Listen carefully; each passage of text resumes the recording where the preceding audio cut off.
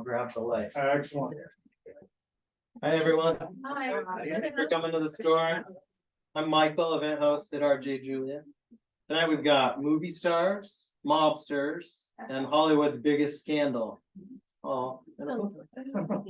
Casey Sherman is going to tell us about his new book, A Murder in Hollywood.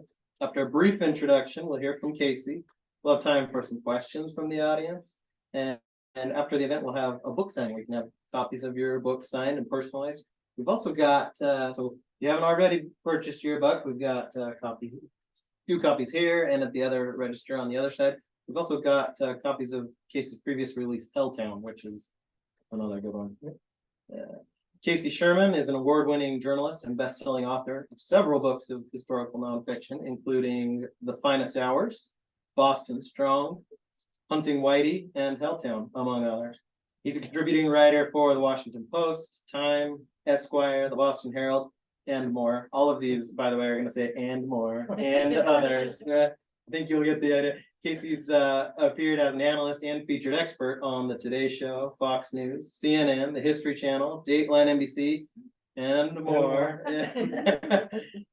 His new book is A Murder in Hollywood. Lana Turner was one of Tinseltown's most recognizable faces in the 1940s and 50s. But when the Academy Award-winning actress began dating mobster Johnny Stompanato, Correct.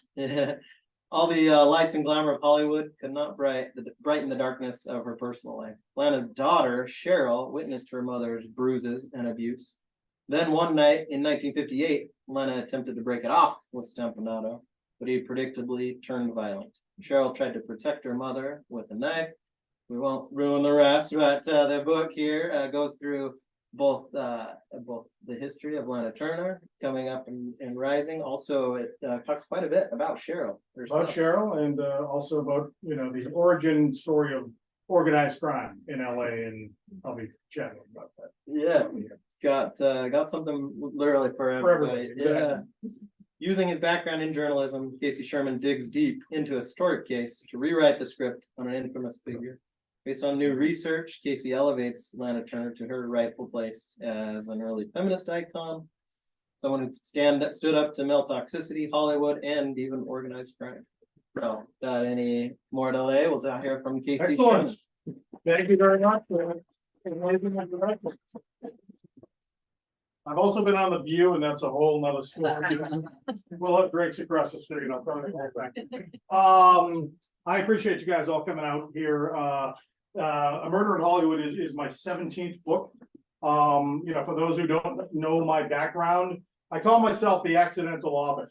I never believed that I'd be writing books one day, but that is until I was thrust into the spotlight because of my investigative work on one case. One of the biggest cases in the history of American crime, the case of the Boston Triangle. Now, for me, that was a personal crusade. My aunt, 19-year-old Mary Sullivan, was the youngest and final victim of that notorious 1960s murder spree. I wrote about, my reinvestigation of the case, family search for justice 20 years ago. It was my first book. It became a surprise bestseller. And then I thought, okay, I can do this. There are other stories to tell. And as was mentioned in the introduction, some of the other stories that I've written, I've been very grateful and humble that a lot of my work gets adapted into feature films. So The Finest Hours was about a Coast Guard rescue off Cape Cod in 1952. That is now a Disney film starring Chris Pine and Casey Affleck. It's on Disney Plus if you haven't seen it. It's a heartwarming, beautifully done movie. I also wrote Patriots Day with Mark Wahlberg about the Boston Marathon bombings, and I investigated the bombings, but more important to that particular story was the story about ordinary people like us, getting through the smoke and the fire for one purpose, which was to save lives.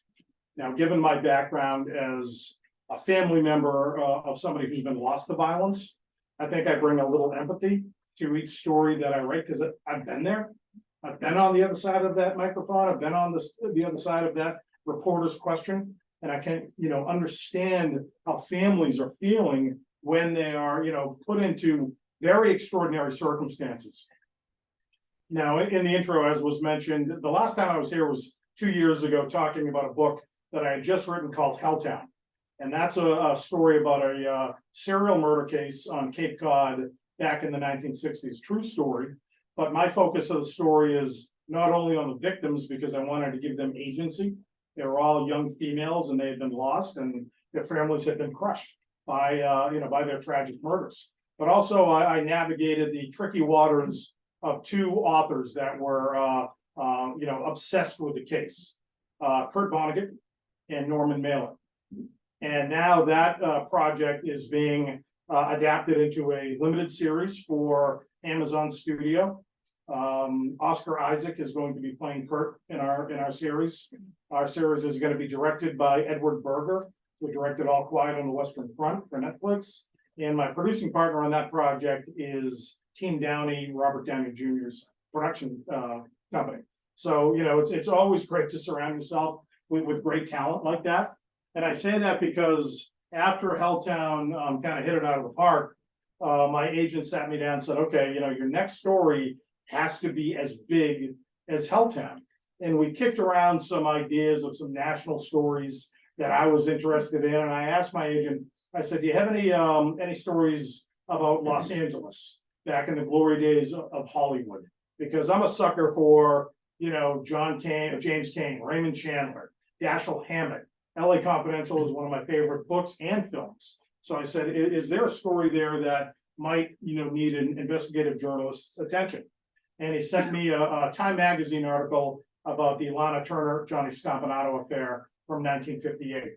And I heard the story growing up. I'd seen it on all sorts of true Hollywood stories. And, the narrative over the past 60 years is Lana got into a bad relationship with a notorious gangster who was violent. Argument ensues in her Beverly Hills mansion. Her daughter, 14-year-old Cheryl Crane, tries to break up a fight between Johnny and her mother and uses a knife to do it, and accidentally kills Johnny Stompanato. Great story. Didn't happen. Now, here's where I put my investigative journalist hat on, okay? So we talked a little bit about how big Lana Turner was as a star. Lana Turner was the Taylor Swift of the 1940s. There was no bigger star in Hollywood than Lana Turner. And by the 1950s, when this story really takes place, she begins to age up in Hollywood. She's going to pass the baton that had been handed to her by Joan Crawford to a young Marilyn Monroe. But let's go back into Lana's personal history, because in Murder in Hollywood, I write about the trajectories of two people, Lana Turner and the eventual Al Capone of LA, a guy by the name of Mickey Cohen, and how eventually their paths are going to cross in a deadly confrontation. Next slide. So Hollywoodland. This is the sign that Lana Turner saw when she was unceremoniously dumped onto Hollywood Boulevard with her single mother after the unsolved murder of Lana's father. And you're going to see a common theme here about the relationships that Lana gets into. She was married 7 times. And I think she was always drawn to dangerous people. And I think that all goes back to the lack of a strong male presence in her own life. Her father, Virgil, they were living in San Francisco in the 1930s, and Lana wanted a bicycle for her birthday. Her father went out to try to raise money to get that bicycle, gets in a card game, wins, but doesn't make it out of that card game, and is killed, and that murder remains unsolved to this day. So Lana's mother, Mildred, hitches a ride to LA because she's got breathing issues, and Southern California will allow her to have a healthier life. And as I said, they literally get dumped off on Hollywood Boulevard, and this is the sign they saw. Now, if you guys don't know, this original sign was not Hollywood, it was Hollywood Land. This is a real estate promotion.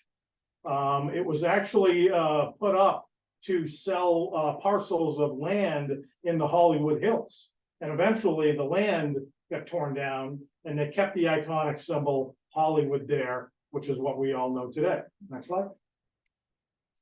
Okay, so that's Lana Turner. She's about 16 years old right there. Lana has the most famous discovery story in Hollywood history. She was a 15-year-old student at Hollywood High School. Not very academic, but she wanted to pursue a career in fashion design. And she was always, incredibly put together, as was her mother. So she wanted to cut class one day and go grab a Coke across the street. So she goes to a soda shop. History says it was Schwab's Pharmacy in Hollywood. It wasn't. It was a different place. And she sits on a stool. And across the stool is a kind of a talent scout. He was actually the publisher of the Hollywood Reporter at the time. And tells young Judy Jean, she hadn't been called Lana yet, that she should be in motion pictures. Imagine hearing that when you're 15 years old. He gives her his card, and history takes shape from there. Lana eventually gets a talent agent and becomes one of the biggest stars in Hollywood. But that discovery story created a groundswell of interest with young women. 15, 16 years old, 20 years old, they all cobbled together whatever they had for bus fare and train fare, and they all went to California, and they sat on those stools, hoping that they would be discovered like Lana was. But Lana, was lightning in a bottle. She had matured, well earlier than her age was. Her first agent in Hollywood was Zeppo Marx, who was the brother of Groucho Marx. Zeppo was a shrewd businessman, and Zeppo asked her, "How old are you?" 15. Don't ever say that in Hollywood again. You're 18 years old from now on. And in that moment, Lana really kind of loses her innocence. Next slide. And at 15 years old, she's taken out of Hollywood High School, and she is put on the lot at MGM. And there was a little schoolhouse. Got the little red schoolhouse on MGM.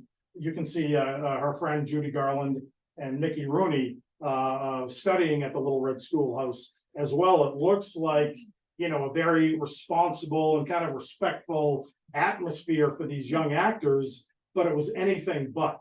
What a Murder in Hollywood also does is it lifts the veil of the Hollywood system back in the 1930s and 1940s and how corrupt and sinister it was. These young actors were put on drugs when they were 13, 14 years old, amphetamines, to allow them to keep working 70-hour work weeks. They were put on diets of chicken broth and cigarettes, so they wouldn't gain weight.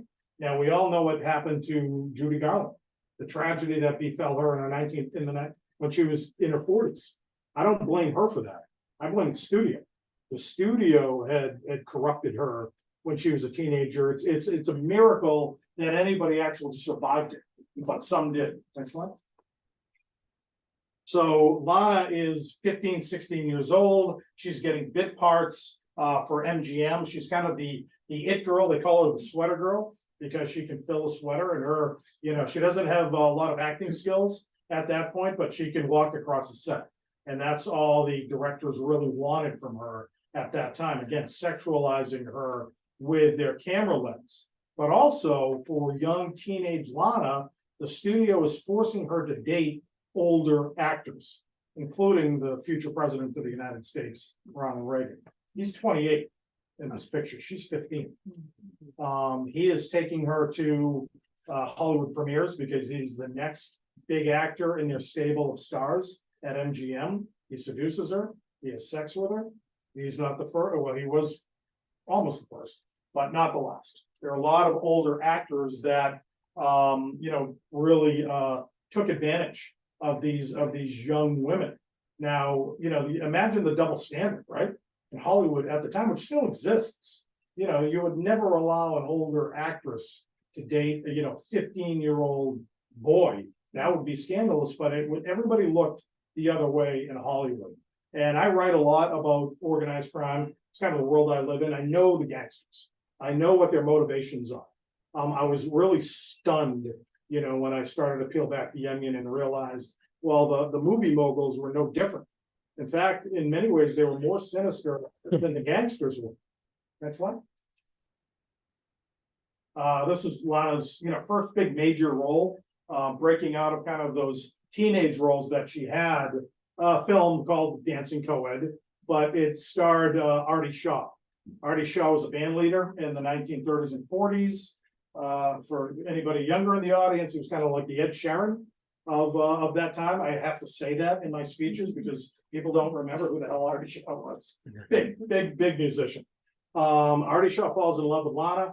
Lana's a teenager, and now she's 18, 19. He whisks her off her feet, and before she knows it, she's married to Artie Shaw.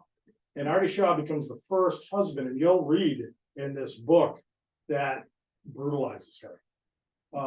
Physically, psychologically, and financially. And young Lana, whose name again has been changed by the studio, she's got no recourse. She has nowhere to go.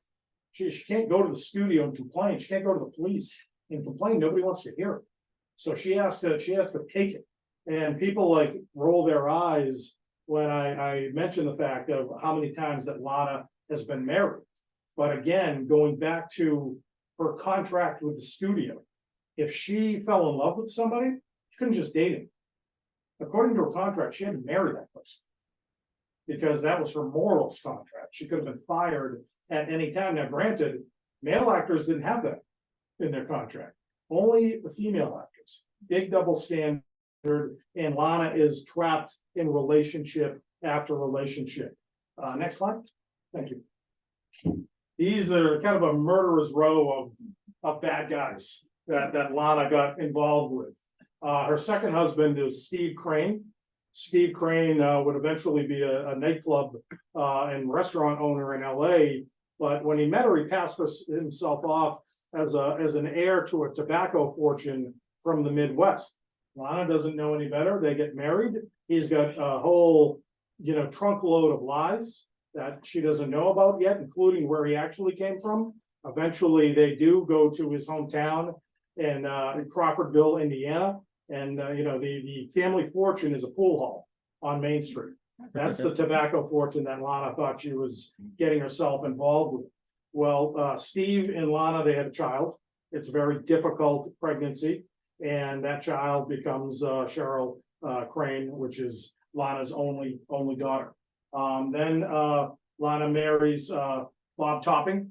Bob Topping was from Greenwich, Connecticut. He was the heir of a tin fortune.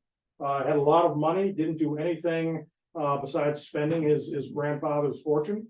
Meanwhile, Lana thinks she's being, kept and taken care of for the rest of her life. But this guy is badly in debt. So Lana then has to start working to support him. And eventually she marries this gentleman right here, who becomes, his name was Lex Barker. He was Tarzan after Johnny Weissmuller. And Lex Barker not only abuses Lana, but abuses young Cheryl as well. Next slide. It's amazing that Lana had the impact that she had in Hollywood at the time. Evita Peron in Argentina dyed her hair platinum blonde to look like Lana. I write about their meeting in Argentina in the book, and it's really unusual. And Lana is really kind of creeped out by it. But Evita creates her whole persona based on Lana Turner, as did Norma Jean Baker, Marilyn Monroe. Marilyn would write Lana letters, and Lana becomes a mentor for young Norma Jean / Marilyn, and eventually, as I said, passes the baton down to Marilyn. Next slide. This is kind of the big iconic performance in Lana Turner's career. The Postman Always Rings Twice, co-starring John Garfield. It's a steamy film noir. I'm a sucker for all those film noir movies, so I love this film, and I think she does very well in it. I put this picture on the slide as well. This is kind of what Lana was dressed in throughout the duration of that entire movie. Now, very skimpy costumes, but the director wanted to show off her curvaceous figure, but couldn't get around the censors at the time. If that outfit was red or black, they wouldn't have been able to make this movie.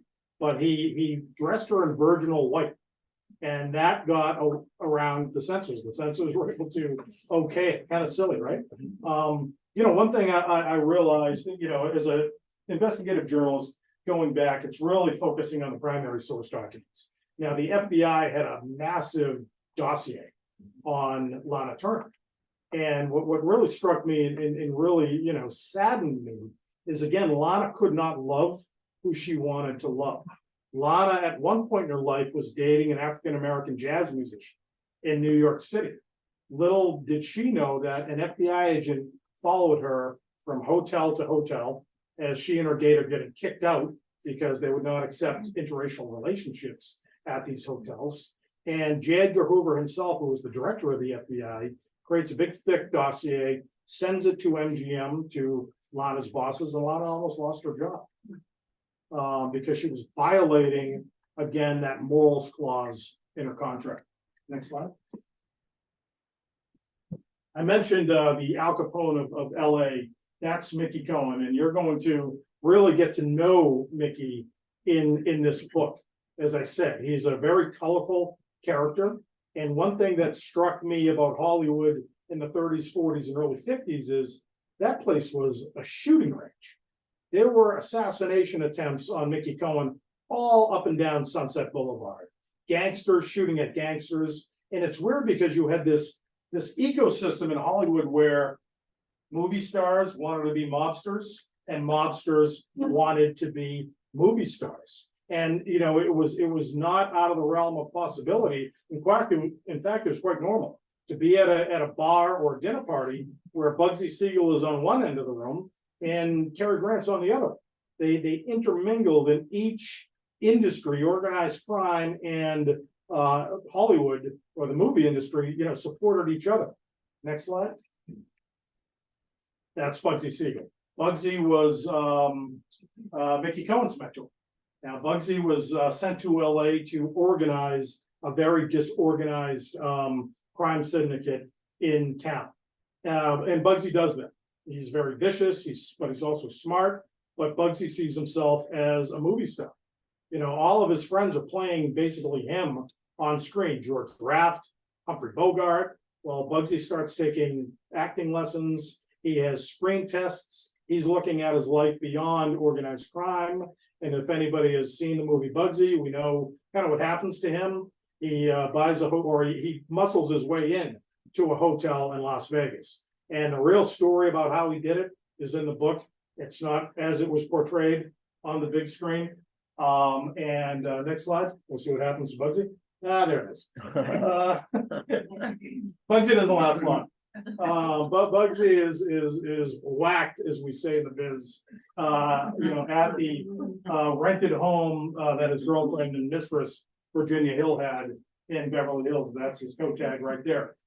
Mickey Cohen was his, again, his student, if you will. But Mickey Cohen also knew it was time for Bugsy to go. And with Bugsy's void in Hollywood, Mickey Cohen could take over and really run the city that he was raised in, that he knew very well. Next slide. And thus starts a gang war in Hollywood. That's a photo on the right of an assassination attempt on Sunset Boulevard against Mickey Cohen. And the other photo is a bombing attempt on Mickey Cohen's home right in Brentwood. Shortly thereafter. That's literally around the corner from O.J. Simpson's house. But it just goes to show you that, again, Hollywood was a really unique place at the time. Now, Mickey Cohen lived next to all these big Hollywood stars, including Dean Jagger, who was in White Christmas and several other films. Mickey actually has to write a letter to his neighbors after the bombing because they all want to kick him out of the neighborhood. And he's trying to convince them to let him stay. But Mickey eventually goes to prison, not for anything he's done, with a gun or a knife, but tax evasion. Same thing happened to Al Capone. Same thing happens to Mickey Cohen. So he spends a good amount of time in prison in the late 1940s and early 1950s. And when he gets out, he doesn't want to live by the gun and the knife anymore. But he's still a criminal. He still wants to get money, through illegal means. And so what he does is he creates an extortion scheme, targeting all of Hollywood's biggest stars. Next slide. That's Mickey going away to prison. Bye, Mickey. Next slide. Okay, so, I think everybody knows who that is. That is Janet Leigh, in the shower scene at Psycho. Janet Leigh was the first target in Mickey Cohen's extortion scheme. But Janet Leigh did not buy it. Mickey Cohen would present a very handsome young person and try to seduce these actors, both male and female. You know, he did the same thing to Liberace, he did the same thing to Merv Griffin, where you had closeted actors in the 1950s, again, who couldn't love who they loved, and they got blackmailed. The bottom line was what they wanted to do was put these actors in compromising positions and then blackmail them for all that they're worth. So they focused on Lana after Janet Leigh didn't take the bait.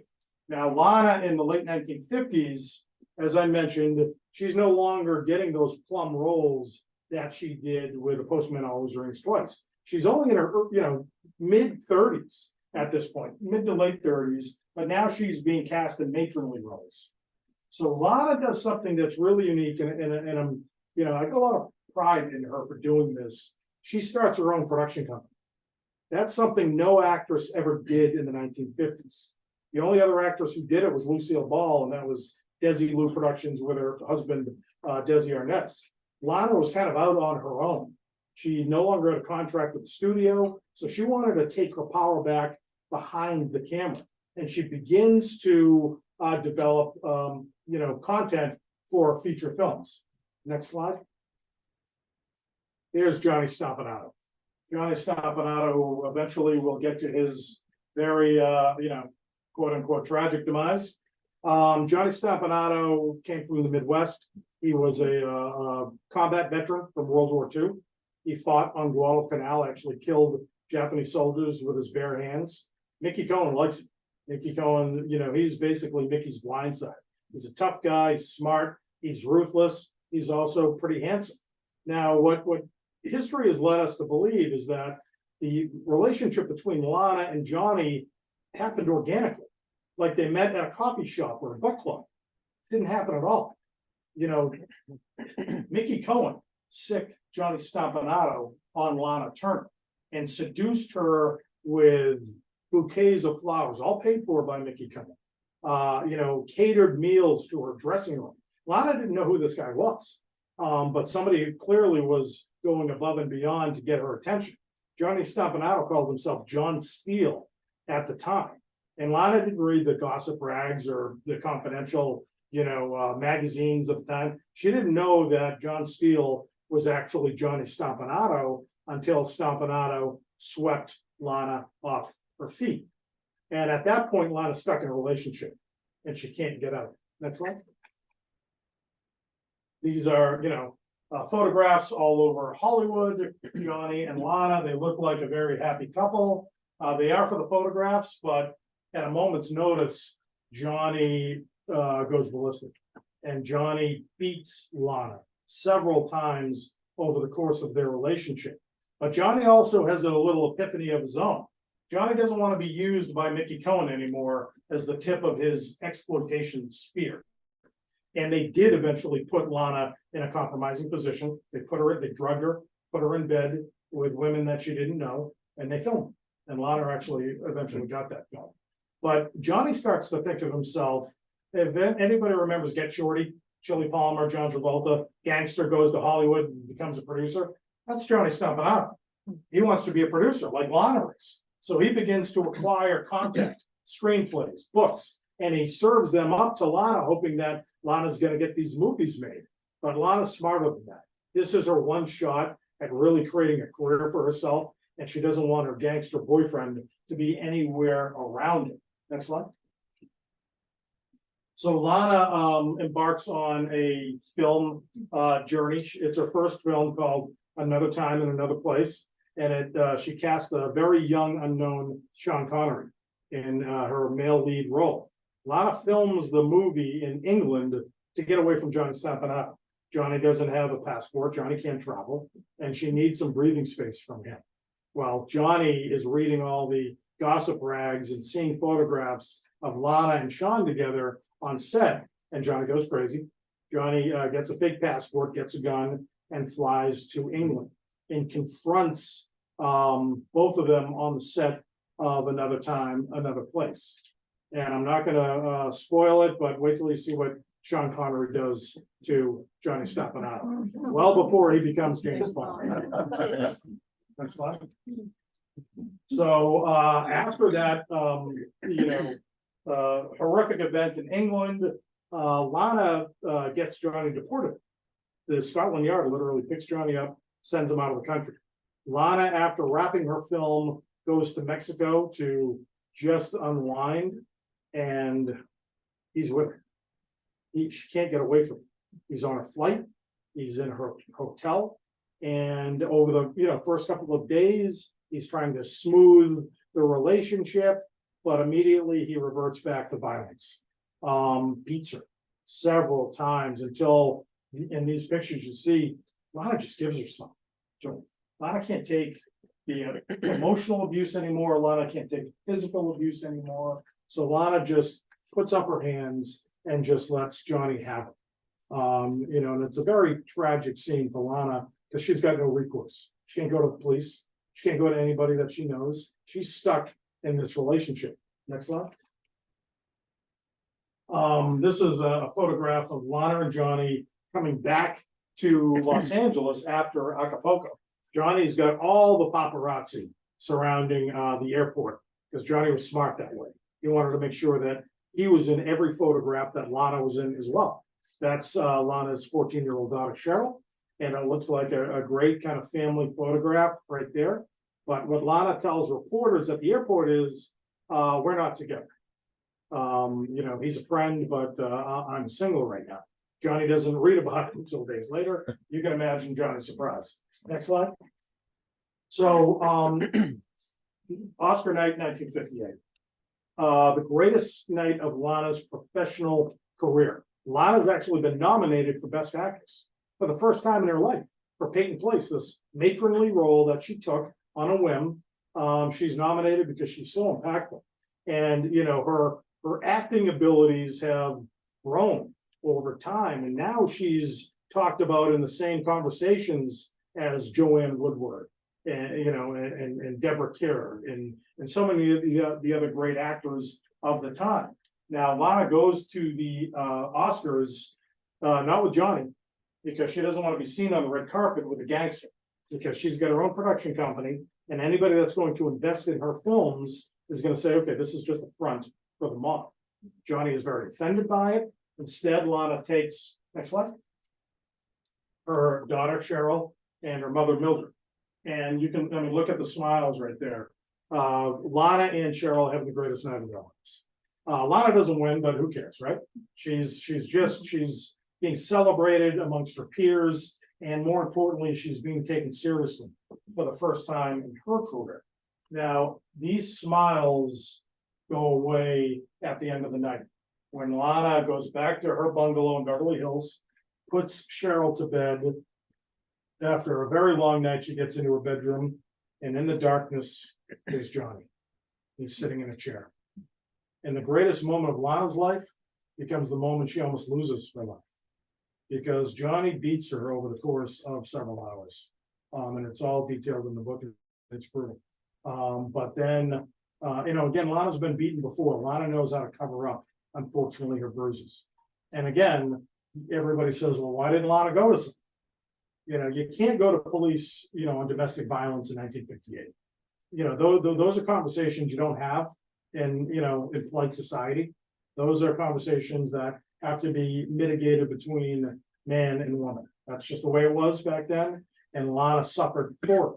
But then Johnny makes the fatal mistake. He threatens to kill her. He's done it before. But now he's threatened to kill her mother and her daughter, Cheryl. And that's when Lana has her epiphany. It's going to be near him. But it's going to end, and it's going to end quickly. Now, shortly after the Academy Awards, Lana rents a home in Beverly Hills, 730 North Bedford Drive in Beverly Hills. Next slide. That's again, our villain in this book, Johnny Stoppanato. Next slide. That's the home at North Bedford Drive, looks exactly the same as it did in 1958.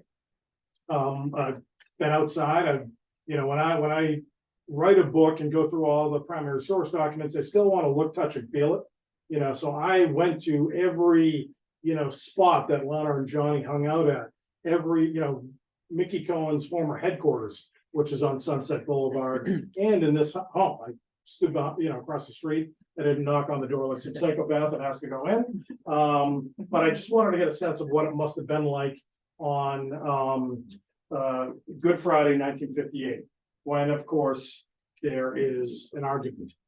And that argument turns violent, and a knife appears, and Johnny is stabbed in his abdomen, and Johnny is killed. Next slide. Okay. That's Johnny Stompanato dead on the pristine white and pink bedroom carpet of Lana's home. Let me ask, is there anything unusual about that crime scene photo to anybody here? Take a good look. What'd you say? It's clean. Clean. Pristine. Sterile. Johnny Stompanato was stabbed in the abdomen. I've covered 100 homicides. And an abdomen murder and stabbing is a bloodbath. There would be blood all over this crime scene. Reason why there isn't is because Lana didn't call the police after Johnny was stabbed. Instead, Lana called her lawyer. And this was a guy named Jerry Giesler. Jerry Giesler was the fixer of the 1950s. Every celebrity, got him when they got into trouble. He was basically the Johnny Cochran of the 50s, or I should say, Johnny Cochran's the Jerry Giesler of the 1990s. So Giesler shows up, sees Johnny Stompanato dead. Now, the likely scenario is Johnny Stompanato went to sleep on Lana's bed, and Lana got him. Now you'll eventually see that all of the bedding on Lana's bed has been taken off by the time police get there. So Jerry shows up, and Jerry's starting to understand what really happened. And Lana goes through a litany of, this is what I've been dealing with for the last year. He's beaten me, he's threatened me, he wanted to kill me. And Jerry Giesler says, okay, well, what I'm hearing here is premeditated murder. That you had time to do this. You bought a knife, an 8-inch serrated blade, the night before Johnny Stompanato was killed. And it was one of the first purchases Lana actually made in her new home. And Lana didn't even know where the kitchen was. She ordered out takeout all the time and had somebody else cooking her meals. So the idea that she would immediately just go to a cutlery store and start looking at the most, the perfect cutting knife is a little unusual and ill-timed as well. Next slide. That's another shot. Obviously, they're now staging a photograph of trying to resuscitate Johnny. He's been dead for a long time. That's the bed he was killed on right there. The theory is that his body was dragged. I mean, it looks like it was put there by a prop master on a Hollywood movie.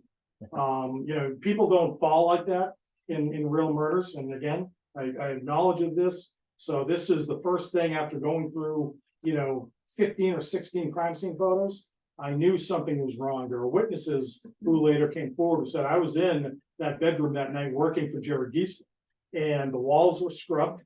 All the bedding was taken out and sent away and later burned. And by the time the police showed up, Jerry Giesler had a different narrative. And this isn't the LAPD that responded to North Bedford Drive in Beverly Hills. These are the Beverly Hills cops. They don't really handle homicides. So they get into Lana Turner's home. Lana Turner, big famous person. Jerry Giesler, a very respected lawyer. And Jerry has a story. And before they get there, Jerry says, okay, Lana, again, premeditation. Likelihood is you were going to be charged with first-degree homicide. And an even greater likelihood is you're going to get convicted because the juries are going to be mostly men, if not all men. Death penalty is still very much on the table for you. I'm going to take the knife out of your hand. I'm going to put the knife into your 13-year-old daughter's hands. I can win justifiable homicide if it's Cheryl breaking up this argument between you and John. And that is the story that they tell police. And it's a gamble because Lana is really leaning into her lawyer, who's got all the answers, but we don't know what's really going to happen over the next, few days or several weeks. Next slide. That's Johnny being taken out of the home that night. That is Johnny's wound. Again, a wound like that is going to create a lot of blood, and you don't see any of that. In fact, the owners of the home, because it was a rented home, later returned after Lana left and said, we couldn't believe there wasn't a smidge of blood anywhere in the house. And that's because it was all cleaned up, not by police, but by Jerry Giesler and his fixers. Next slide. So Lana and young Cheryl. So Cheryl gets put into juvenile hall because they are debating on whether to charge Cheryl as an adult. Lana feels like she's been betrayed by her lawyer, who said this is not going to happen. And so Lana's kind of freaking out. But next slide. There are several people that do not believe that Cheryl killed Johnny Stompanato at all. Most people in Hollywood didn't believe it, but the real person who didn't believe it is Mickey Cohen. That's Mickey over Johnny's casket. Mickey Cohen is outraged because Mickey Cohen basically set Johnny up for murder. And Mickey Cohen, for some reason, loved Johnny Stompanato. So what Mickey does is, for the next several weeks, Mickey starts to hunt Lana on the streets of Hollywood. And he's got thugs with knives and guns and bottles of acid.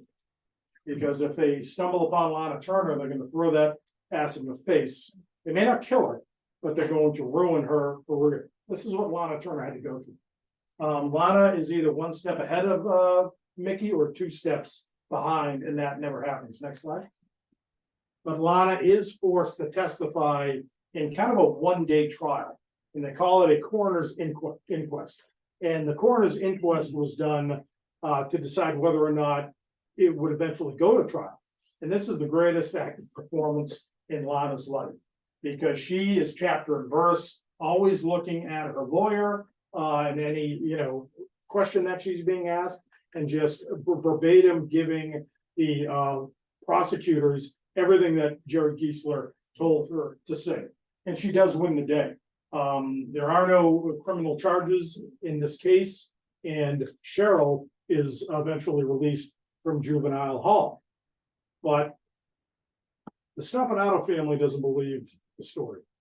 And Mickey Cohen gets them to file a wrongful death suit against Lana. And this is where the story really starts to change a little bit. So several months go by. Lana's career is in tatters. There's a new lawyer deposing Cheryl and Lana and all the other witnesses in the case for the family of Johnny Stompanato. And now Cheryl's story doesn't match Lana's doesn't match Cheryl's. So they're beginning to forget, the script that Jerry Giesler had to memorize over time. And Lana knows she's vulnerable, because if they can bring her to civil trial, the likelihood is that they're going to pass judgment that it was Lana who killed Johnny Stompanato and not Cheryl. Therefore, Lana could have been tried and brought up on criminal charges for Johnny's death. So what does Lana do? Settles the case. If Lana was innocent, she would have taken that case to trial. She settled it, 20 grand. Want to get it behind her. Next slide. This is, I love this photograph because this is a moment where Lana and Cheryl take their life back. Now, I love this story because I think it elevates Lana to her rightful place as a feminist icon. She was forced into making a decision in 1958 when no one else was willing to help her. And she actually wins the day. All of her arch enemies are now long gone. Johnny's dead. Mickey Cohen eventually gets thrown back in prison and gets beaten over the head with a lead pipe. And he's never the same. He lives for about 10 more years. He's gone. Lana gets her career back, and I won't spoil it, but it's a beautiful way that she does it. And this moment right here is really a year after the killing of Johnny Stompanato, after Lana has been crucified in the press, after everybody has called Cheryl a killer. And people have now forgotten what happened or what they've said about them. And in this moment, they own the night. They're celebrated as mother and daughter and as a icon in Hollywood and as a Hollywood princess. Now, the relationship between Lana and Cheryl ebbs and flows for the rest of Lana's life. But Lana continues to have a great career in Hollywood. You know, she was on Falcon Crest and Love Boat, and you know, she died in her 70s. And Cheryl eventually wrote her own very heart-wrenching memoir about her life as the daughter of Lana Turner. And she stuck to the story that she killed Johnny Stompanato. Now, she had no information in her book that it was an extortion plot in terms of how Johnny met Lana, because she didn't know that. But I think you know, when people ask me, well, why did she stick to the story? You know, I think it was in an effort to still protect her mom. And that's what I think she did. And that's what I think she continues to do. And I think she's always probably been fearful that somebody else would write a book that flips the script, if you will. But, you know, hopefully she'll read it or somebody will actually mention it to her, because she's a victim. Lana's a victim, but there are also heroes in a way as well. So you know, Me Too doesn't happen in a vacuum. You know, that origin story goes back to the 30s and 40s, where Lana was subject to it and fought back. And I do think that every actor and actress in Hollywood owes a debt of gratitude to Lana. And I think that now she's properly, hopefully, remembered for the force that she really was. As I said, I'm very fortunate because a lot of my work does get quickly gobbled up by Hollywood. Terrence Winter, who created Boardwalk Empire, was one of the great creative minds behind The Sopranos. He's got the #1 movie in Hollywood right now, the Bob Marley biopic. We're adapting this right now for a feature film. And we're looking at attaching a female director, because it has to have that, and a strong female lead to play Lana. And, you know, somebody who has a voice. And for me, again, going back to my aunt's murder, it's all about giving, to me, the victims their voices back. And I think A Murder in Hollywood does that. Thank you.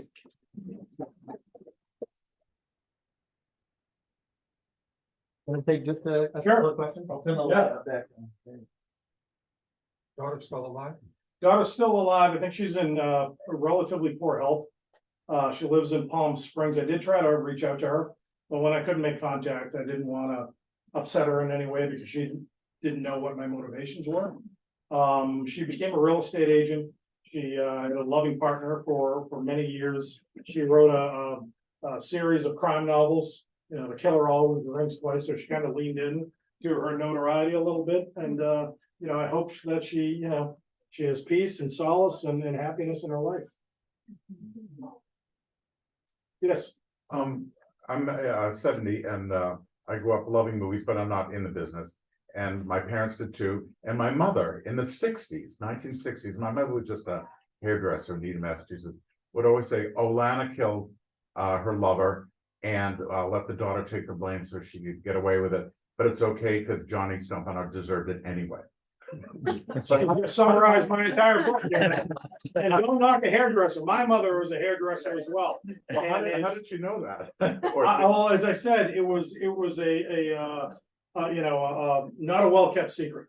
I think that everybody in the industry knew it, but nobody wanted to, I think, shake up the narrative, because again, capital murder charges were still on the books for Lana if somebody really leaned into it. But to your point, if this was a well-respected victim in this case, I think that the DA's office would have pursued it. But no one, and I think including Johnny's family, is shedding a tear for Johnny Stompanato. And when you read about his sheer brutality, and you understand the position that Lana was in when she had to literally take her life back that night. Somebody else have a question? Oh, yes, you sir. Were you in law I enforcement was just prior to the writing? same question. I'm a longtime investigative journalist. So, I've written 20 books. I've written for newspapers, magazines. I've been at, 100 homicides. So and I work with a lot of people in law enforcement. So we kind of have the same mentality. I can dissect the crime scene pretty quickly. And immediately those photos drew me in. And I began to have suspicions and questions, and I shared my theories with, my friends in law enforcement, old-time detectives, and, they had questions as well. There's been no murder scene that they've ever responded to that looked anything like that. And again, that's why I was cleaned up. You had a question? Well, I'm curious about her mother while Mildred. while all of Yeah. this was going on, because, I'm a mother. Yeah. And if somebody was brutally beating my daughter, I would try to do something. And I understand, given the times, she couldn't really go anywhere, but I'm just curious, what was her mother saying to her? So it's a great question. And Mildred actually went to the police She did go to the on police. her daughter's behalf. Went to the Beverly Hills Police Chief. And listed all of the abuse that was happening that she was witnessing. And the chief said, well, Lana has to come in and file these charges. And Lana, I think at that point, had her own way of getting out of the relationship. Lana didn't trust law enforcement. Okay. Lana didn't think that, and again, why would she? I don't think they would have done anything about it. There was no, no laws in place to protect Lana. Lana felt if she brought this to the attention of police, Johnny would have killed her. Was her So, mother still alive when she killed him? yes, her mother, her mother was actually at the crime scene, called to the crime scene. And her mother actually took care. So when Cheryl Crane gets out of juvenile hall, the judge won't let her go back to Lana, won't let her go back to her dad. In fact, Mildred, the grandmother, cares for Cheryl throughout her entire high school career. I have another question. Sure. When you were going through all the marriages in the beginning. Yeah, How were all these men significantly a lot older than her? Were any of them close to her age, or were they all a lot older? well, I think the difference was, Lana's first marriage, she was 19. Right. So she was, she had gone through her 20s. Most of her husbands were well in their 30s Mhm. at the time. So you're looking at anywhere between a 6 to 10 year age difference, which wasn't uncommon, at that time. But again, I think Lana was just drawn to, people that were charming and that offered her a lot, but let her dry, when she got into the relationship. Yes. I want to ask how you felt about, or if you think there are any echoes of truth in the dynamic between Elaine Stritch's character and Mia Farrow's character in the movie September. Do you Mhm. think is based on that? Yeah, I think there are a lot of shades of that story in it. And I think that's actually a really good comp. For anybody that hasn't watched that film, that's really good you mentioned that. But it's a complex, relationship, and the only two people that could really understand it were Lana and Cheryl. But I think that Cheryl mothered Lana, and during much of their relationship, and this was an opportunity when Johnny Stompanato was involved to provide that protection for her daughter, protection that she didn't give to her at other times in her life. And and I go over that kind of chapter and verse in the book, and Lana swore to herself that she would never allow Cheryl to be abused in such a fashion again or killed. Therefore, Johnny had to go. Yeah, What was the title of your Boston Strangler? it's called A Rose from Mary. Mary being my aunt's name. And it's out of print, but you can get it at your local library. And it's how a family, an Irish Catholic family on Cape Cod, tries to get justice on its own terms. You mentioned your mother's theory on Lana. When I was 18 years old, I saw for the first time the Boston Strangler film on cable, Tony Curtis, Henry Fonda. And I thought I knew what happened to my aunt. So the next day I broached the subject to my mother, and my mother was a perennial victim. You would never know that her sister, even though it was her best friend, had been taken from her. She was always very happy, always very giving, but I could see her veneer starting to crack when I really got into it with her. And she said, Casey, Mary just wasn't my sister. Mary was my best friend. My mother was 17, Mary was 19. They had planned to live their lives along parallel lines. They were going to travel together. They were going to raise their families together. They were going to grow old together as sisters, and all that was stolen from my mother. And she began to cry, which I'd never seen before from her. So as a son or as a child, you do what you can to comfort your parent. I hugged her. And I looked at her and I said, Mom, at least they got the guy. And she said, I don't know if they ever did, Casey. I don't think they did. That question, it was a sister's intuition that led me to investigative journalism school at Boston University. That led me to investigating the case for 15 years. And eventually, writing my own book about my, results and discovery. Anybody seen the Boston Strangler film on Hulu? That was starring Keira Knightley.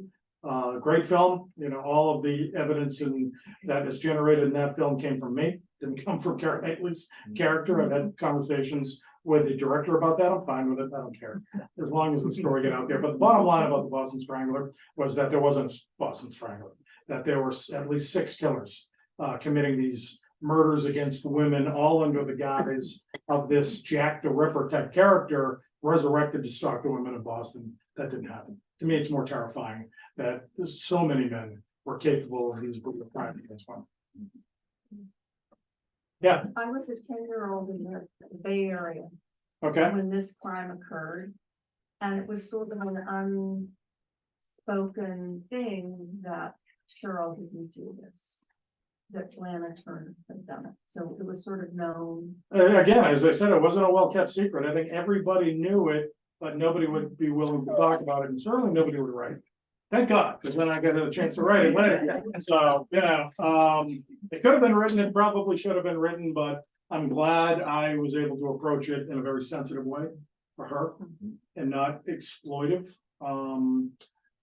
Like I said, I don't think, so many people, when I was in LA and talking to people off the record, sharing their recollections about it, they said, nobody believed.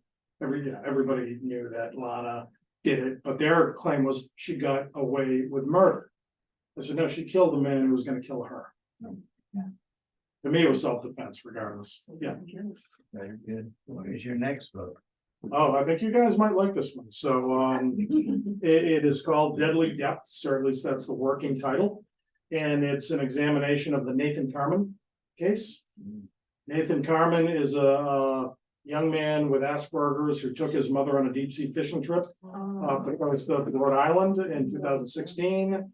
Boat goes down, mother goes missing, is never seen again. Later, it's discovered that he's also the prime suspect in his grandfather's murder here in Connecticut. Unsolved murder, he was shot to death in his bed. All to seize a $50 million family fortune. This story makes the Murdoch case look like a bunch of amateurs. But I'm gonna tease you like this, he may be innocent.